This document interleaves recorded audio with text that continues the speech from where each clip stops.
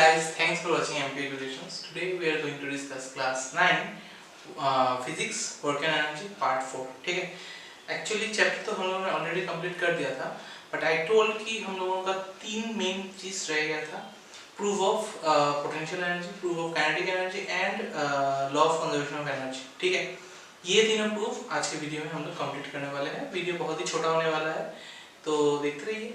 ठीक है, तो हम लोगों ने क्या किया, पहले हम लोग प्रूफ करेंगे kinetic energy equals to half m v square. ऐसा तो फॉर्मूला तुमने रट ही लिया होगा अभी तक.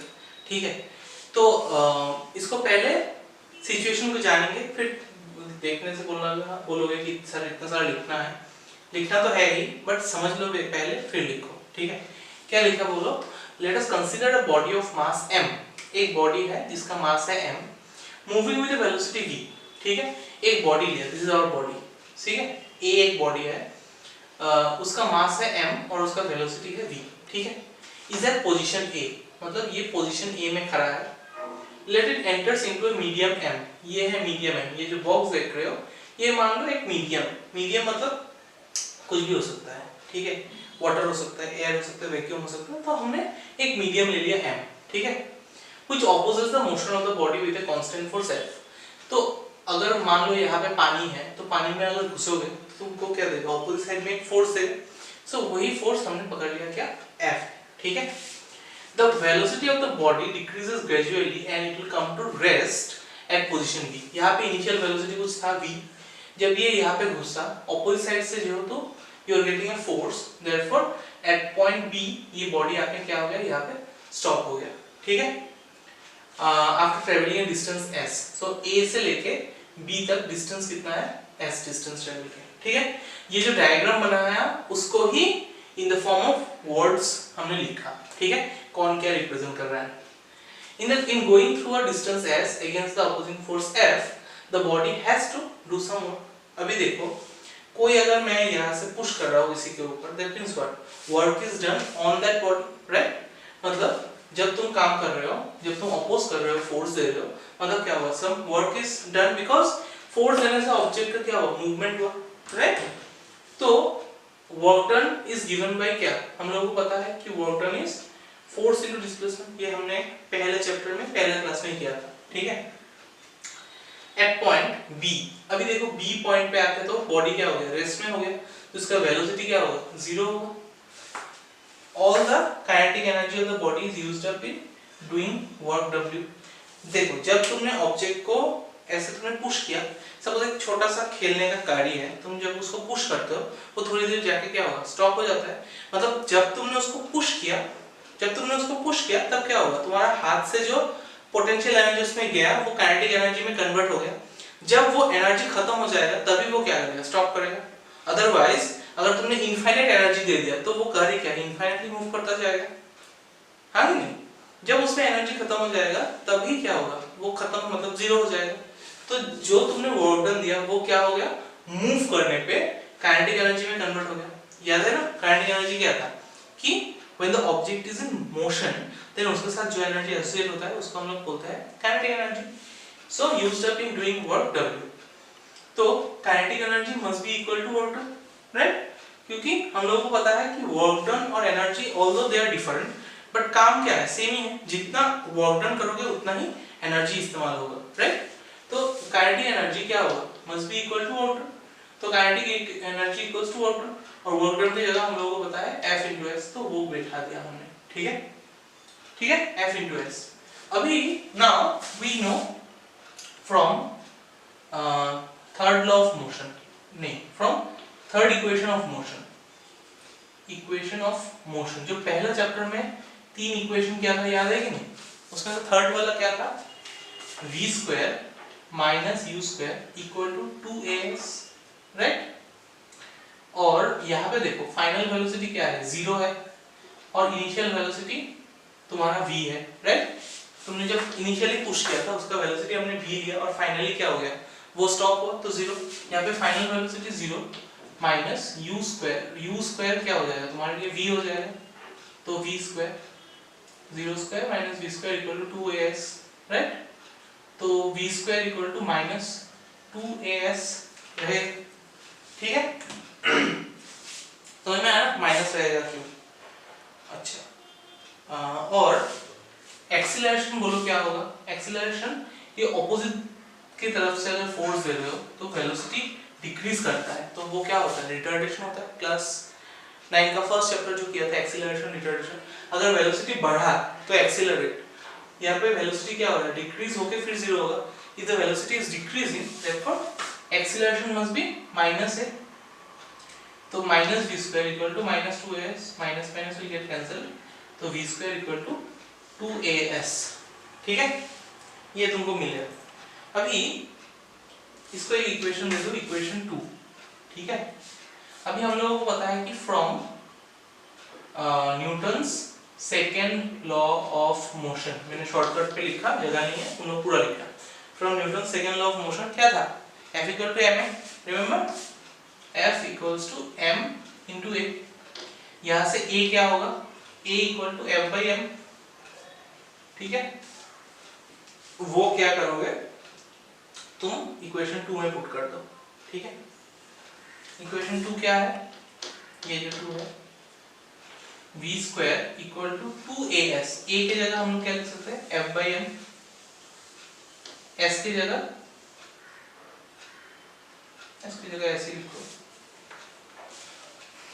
तो यहां से एक काम करो, f का वैल्यू निकालो, तो क्या होगा? ये m इस तरफ हो जाएगा, तो v स्क्वायर m, और 2 और s यहाँ पे नीचे आ जाएगा, 2s इक्वल्स टू f मिल गया। अभी काइनेटिक एनर्जी क्या लिखा हमने? फोर्स इनटू डिस्प्लेसमेंट, तो therefore kinetic energy equals to force into displacement. तो फोर्स क्या निकाला अभी थोड़ी देर पहले? This is our force, v square m by 2s, v square m by 2s into क्या आया? s आया, राइट? तो ये और ये s अगर कैंसिल जाता है तो रह जाएगा half into v square into m, मतलब काइनेटिक एनर्जी इक्वल्स टू क्या होगा? Half m v square. Prove हो गया। ऐसे तुमको अगर काइनेटिक एनर्जी का प्रूव आए तो तुमको ये सब लिख के करना पड़ेगा, दैट विल गिव यू 3 और 4 मार्क्स। ठीक है, clear this much? Okay, now coming to the next part, जहां पे हम लोग पोटेंशियल एनर्जी के बारे में डिस्कस करेंगे। याद है पोटेंशियल एनर्जी क्या था? एक बार बोल दो कि व्हेनेवर यू आर सिटिंग और यू आर स्टेशनरी, उसमें तुम में जो एनर्जी रहता है उसको हम लोग क्या बोलते हैं? Potential energy. When the object is at rest, the energy associated with it is called potential energy, right? तो potential energy का फॉर्मूला था हम लोगों का mgh, ये तो याद ही होगा। तो उसको प्रूव करने के लिए हम लोगों को क्या चाहिए? पहले लिख लेते हैं कि let us consider a body of mass m.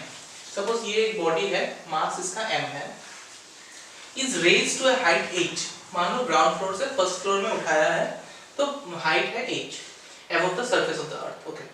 The force acting on the body on the gravitational pull of the earth which acts on the downward direction. Obviously ये ऊपर भले ही रहे लेकिन डाउनवर्ड फोर्स तो क्या रहेगा? उसका वेट रहेगा ही। यस और नो? हम लोगों ने जो ग्रेविटेशन चैप्टर में किया था कि earth always pull everything towards itself, towards the centre of the earth, तो तुम उसको ऊपर लो लेकिन क्या होगा? उसके नीचे तो फोर्स एक्सर्ट होगा ही, वेट उसका। ठीक है, to lift the body above the surface of the earth we have to work against the gravity, right? देखो हम लोगों ने अगेंस्ट द ग्रेविटी हमने पहले किया था, उसमें क्या बोला था कि तुम उसको जब उसको ग्रेविटी नीचे पुल कर रहा है, राइट, लेकिन you are taking it above the surface, that means what? Gravity नीचे की तरफ फोर्स दे रहा है, तुम नीचे से ऊपर की तरफ उसको उठा रहे हो, that means work has to be done in the opposite direction. Although gravity नीचे उसको फोर्स दे रहा है लेकिन तुम क्या कर रहे हो? नीचे से उसको ऊपर में उठा रहे हो, that means your work done is has to be against the gravity. तो अगेंस्ट द ग्रेविटी जा रहा है इसलिए क्या होगा? वर्क डन ऊपर होगा। तो वर्क डन क्या है हम लोगों का फॉर्मूला कि नाउ या फिर वी नो, ऐसे लिख दो, we know work done equals to क्या है? Force into displacement.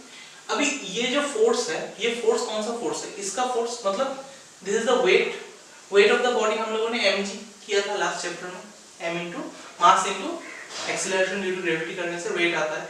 ठीक है, मास और वेट ग्रेविटेशन चैप्टर याद है? उसी को लेके ही ये कंटिन्यूएशन होता है। तो फोर्स की जगह हम लोग लिख सकते हैं F equals to m into g और डिस्टेंस को s। अभी डिस्टेंस मतलब कहां से है? नीचे से ऊपर तक है h, दैट इज h। तो वर्क डन का फॉर्मूला तुमको मिल गया क्या, m into g into h।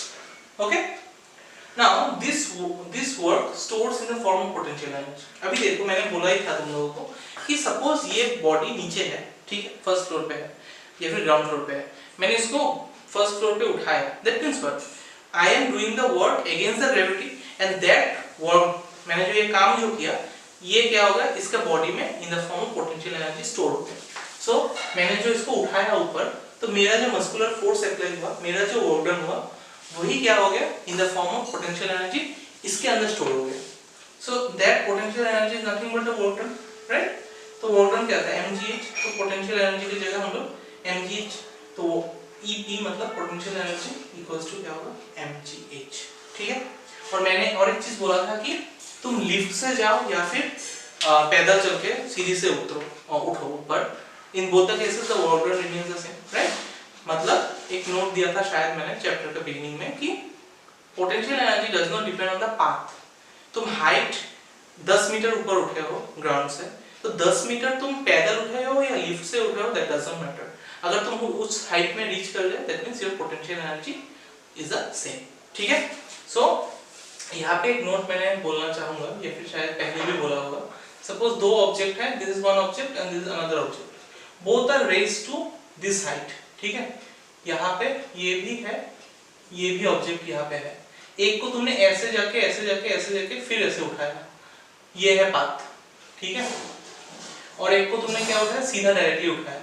In both the cases potential energy remains the same, remains same. क्यों? Because both are raised to a height of h, ठीक है। समझ में आया?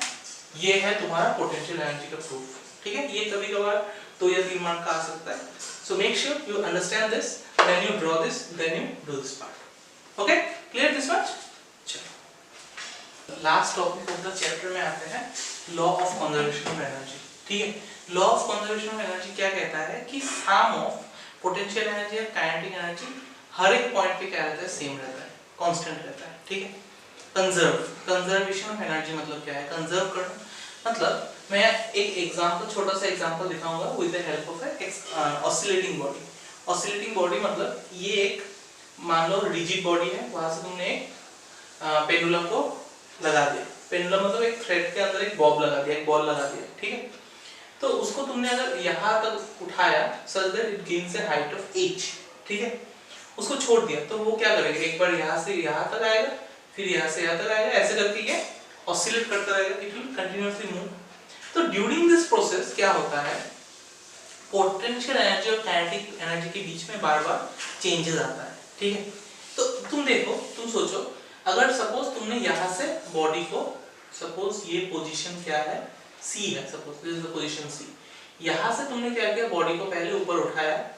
यहाँ से तुमने जब बॉडी को ऐसे, ये ऐसा था ना, पेंडुलम ऐसा था, तुमने इसको इस तरफ लेके ऊपर उठाया। That means what, when you are doing that, you are doing some work because it has gained certain height. तो जब हाइट में उठेगा तो बॉडी तो रेस्ट में था ना, इस तरफ जब before you leave the ball, body rest में था। बॉडी रेस्ट मतलब kinetic energy 0, so that is why kinetic energy 0। और since it gains certain height और इसका अगर मास m है, तो इसका पोटेंशियल एनर्जी क्या हो जाएगा, इसमें क्या रहेगा, पोटेंशियल एनर्जी रहेगा, दैट इज mgh, ठीक है। कहां से, ये सपोज O से, O है ये पॉइंट, O से B तक का जर्नी है ये। लेकिन तुम अगर यहाँ से छोड़ दोगे तो ऐसे अटक तो नहीं जाएगा, वो क्या करेगा, नीचे आना चाहेगा। So that means it will again come back to this position, क्या रहेगा, B से O तक आएगा। तो B से जब O तक आएगा, इसमें क्या था, पोटेंशियल एनर्जी था पूरा। So that potential energy will be converted into kinetic energy, क्योंकि ये मूव कर रहा है। जब भी ऑब्जेक्ट मूव करता है, it has kinetic energy, right. तो ये अगर पोटेंशियल एनर्जी है और जब इसको तुम मूव किया, उसमें काइनेटिक एनर्जी आ जाएगा। So all the potential energy will be getting converted into kinetic energy, right. और देखो ये हाइट कहाँ पे आ गया, 0 हाइट पे आ गया। यहाँ पे हाइट था कुछ, लेकिन यहाँ पे जब आएगा हाइट क्या हो जाएगा, 0। सो एज अ रिजल्ट ये अगर 0 होता है तो पूरा 0 हो जाएगा। मतलब यहाँ पे potential energy will become 0 at this position और kinetic energy will be maximum, and what is that, that is equal to mgh, ठीक है। तो यहाँ पे देखा हमने कि पोटेंशियल एनर्जी और काइनेटिक एनर्जी कैसे शिफ्ट या फिर इंटरचेंज हो रहा है, ठीक है। यहाँ पे भी देखो क्या है, यहाँ से अगर O से लेके A तक अगर जाएगा बॉल, क्योंकि ऑब्वियसली तुम जब बॉल को ऐसे छोड़ दोगे तो ऐसे अटक नहीं जाएगा यहाँ पे, it will try to move in this position, in this extreme end. तो क्या होगा, ये फिर से क्या करेगा, थोड़ा हाइट रीच किया, सेम हाइट रीच किया, तो उसमें क्या होगा, पोटेंशियल एनर्जी mgh होगा। लेकिन जब वो जाएगा ऊपर, एक टाइम होगा कि for a fraction of second वो वहां पे अटक जाएगा, राइट। बिफोर यहाँ से तुमने इसको ऐसे उठाया, ये जाके यहाँ से ऊपर जाएगा, फिर ऊपर से नीचे आएगा। सो ऊपर जाने से थोड़ा सेकंड के लिए, नैनो सेकंड भी हो तो भी क्या करेगा, वो स्टिक करेगा, रहेगा वहां पे। तो जब रहेगा मतलब उसका मोशन जीरो हो जाएगा। As a result kinetic energy क्या होगा, ए पॉइंट पे जीरो हो जाएगा। लेकिन since it reach certain height mgh, तो इसका kinetic energy by potential energy क्या होगा, mgh। यहां से जब फिर ये नीचे आएगा A से लेके O तक, उसका काइनेटिक एनर्जी क्या होगा, फिर से क्या होगा, what will be kinetic energy, kinetic energy में कन्वर्ट हो जाएगा। This potential energy when it is travelling A to O, it will again convert into kinetic energy. तो यहाँ पे भी काइनेटिक एनर्जी mgh ही हो जाएगा, क्योंकि ये जो पोटेंशियल एनर्जी गेन किया ये टोटली कन्वर्ट हो जाएगा काइनेटिक एनर्जी में, because at this position potential energy zero, क्योंकि हाइट जीरो हो जाएगा, ठीक है। तो ऐसे करके ऑसिलेट जब करेगा, तुमने देखा कि पोटेंशियल एनर्जी और काइनेटिक एनर्जी का जो सम है वो क्या आता है, mgh, क्योंकि 0 plus mgh, mgh 0 plus mgh, 0 plus mgh, सब जगह क्या आएगा, mgh आएगा। तो क्वेश्चन वही बोलता है, मतलब law of conservation of energy states है कि कहीं भी जगह तुम सम ऑफ पोटेंशियल और काइनेटिक एनर्जी निकालो, देखो इस पॉइंट पे अगर तुम चेक करोगे तो क्या होगा, पोटेंशियल एनर्जी धीरे धीरे घटेगा, लेकिन काइनेटिक एनर्जी भी धीरे धीरे बढ़ेगा। तो जितना ये घटेगा उतना ही वो बढ़ेगा, और जब दोनों को ऐड करोगे तो तुमको सेम रिजल्ट देगा। बात समझ में आ रहा है ना। तुमने law of conservation of energy बोलता है कि at any point you check during this oscillation, कहीं भी चेक करो, आइदर पोटेंशियल एनर्जी घटेगा, काइनेटिक एनर्जी बढ़ेगा, या फिर काइनेटिक एनर्जी बढ़ेगा, पोटेंशियल एनर्जी घटेगा। लेकिन कहीं पे भी तुम उसका सम ले लो पोटेंशियल और काइनेटिक का, वो हमेशा कंजर्व रहेगा, वो हमेशा सेम रहेगा, ठीक है। तो वही तुमको प्रूफ करना है, प्रूफ नहीं चाहिए, जस्ट उसको लॉजिकली समझाना है, ठीक है। सो इसका एक पिक्चर, ये जो मैंने समझाया वही चीज रिटन फॉर्म में है, मैं तुमको वो व्हाट्सएप में या फिर लिंक कर दूंगा एक वो पिक्चर, वहां से अच्छे से समझ के उठा लेना, ठीक है। And I would like to mention कि ये सब जो मैंने तुम्हें दिया नोट्स, मेरे पास नोट्स नहीं था, तो लास्ट ईयर का एक स्टूडेंट है Sagnik, which was my greatest of all student, तो उससे मुझे सब कुछ मिला नोट्स, ठीक है। So be thankful to him, okay. चलो, तो समझ में आ गया। आज के लिए मैंने यही 3 टॉपिक समझ के रखा था कि कराऊंगा। एक है पोटेंशियल एनर्जी का प्रूफ, काइनेटिक एनर्जी का प्रूफ, और law of conservation of energy for oscillating body. इसका प्रूफ नहीं बोल सकते, मतलब हाँ प्रूफ भी है, क्योंकि अगर 4 मार्क का है उसका 4 पॉइंट्स है, तो तुमको लिखना है कौन सा O से लेके B तक क्या होता है, 1 पॉइंट, B से लेके O तक क्या होता है, सेकंड पॉइंट, O से लेके A तक क्या होता है, थर्ड पॉइंट, A से लेके O तक क्या होता है। हर एक जगह का मूवमेंट में क्या क्या चेंजेस आता है, कौन सा एनर्जी किस में कन्वर्ट हुआ, उसी को ही इलैबोरेटली लिखा हुआ है, ठीक है। तो I am gonna link that in the description में, देख लेना, वो मैं लिंक कर दूंगा और डाउनलोड भी हो जाएगा तुम्हारा वहां से, तो वो तुम्हारा कॉपी में उठाना, और आज का जो प्रूफ दिया वो कॉपी में उठाना, that is your all today's work, ठीक है। और कोई काम नहीं है, ये 3 उठा के अच्छे से लर्न करके फिर मुझे भेजना, ठीक है। If you like this video give it big fat Thums up, subscribe नहीं किया है तो कर देना, क्योंकि ये मुफ्त है। एंड मिलते हैं नेक्स्ट वीडियो में, तब तक के लिए सब लोग घर पे रहना, सेफ रहना, चलो बाय।